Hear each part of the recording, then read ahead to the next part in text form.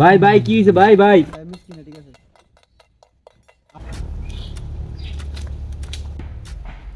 কি রে তার এই অবস্থা কা? তা তো টাকা পয়সা খারাপ আছিল না, যাই দেই বিষয়টা কি হো ভাই? আপনার এই অবস্থা, আমি তো আর্থিক অবস্থা ভালোই আছে, আল্লাহ দিলে এই অবস্থা হইলো কেমন? ভাই দুঃখের কথা কি কমু, কাল লেগে আমার এই অবস্থা হয়েছে। কাহিনীটা শুনেন।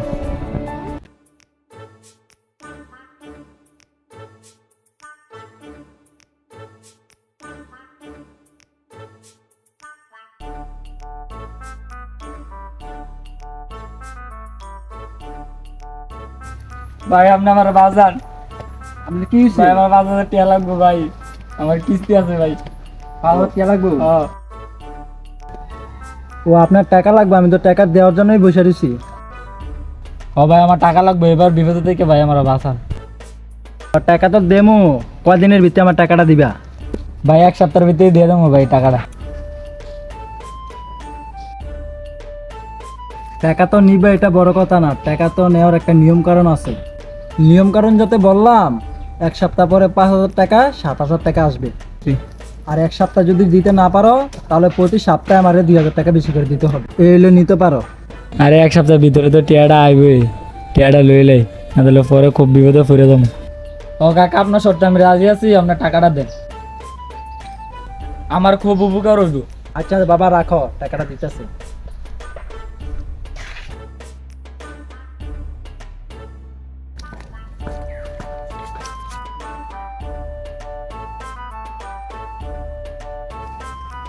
আচ্ছা বাবা নেও, কথা দৃষ্টিতে টাকাটা দিয়ে দিও, আবার চাইলে পাইবে।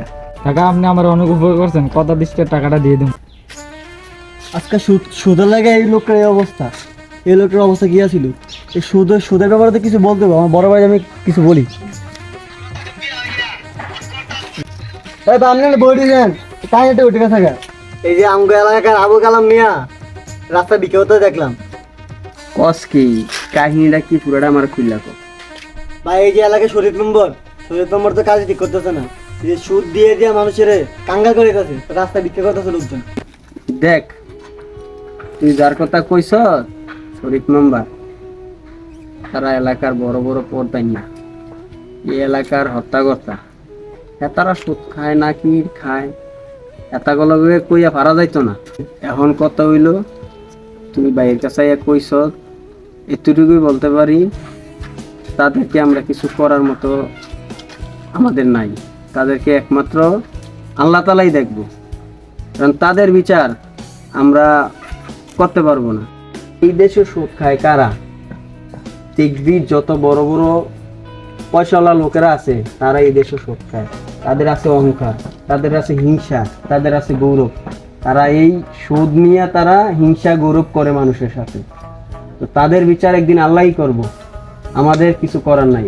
বুঝছস, আমরা তাদেরকে মন থেকে ঘৃণা করতে পারবো, আমরা ঘৃণা ছাড়া এতটুকু আর করা আমাদের নাই।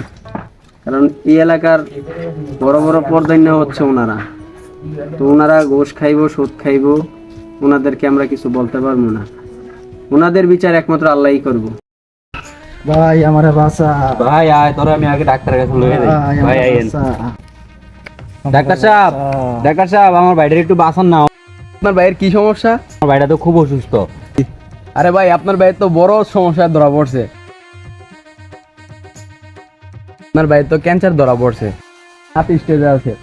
আপনার ভাই আর সম্ভবত আর 1 থেকে 1.5 মাস বাঁচবে। ভাই এখন আর কিছু করার নাই, এখন আপনারা আল্লাহকে স্মরণ করেন, আর আমার পক্ষে কোনো কিছু সম্ভব না।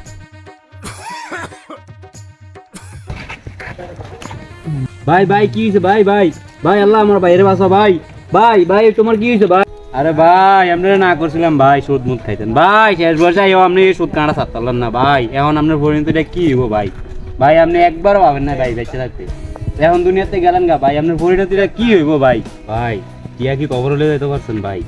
বহুত টিয়া পয়সা সুদ খাইছেন, অনেক মানুষ আপনার গোলাইয়া ভাই কথারা নিঃস্ব হয়ে গেছে, আজকে একটা টিয়াও নিয়ে যেতে পারেন নাই। সুদ খেলে তা শেষ পরিণতি এটাই হয়, আল্লাহ ছাড় দেয় কখনো ছেড়ে দেয় না। আমাদের সকলের এটা বোঝা উচিত।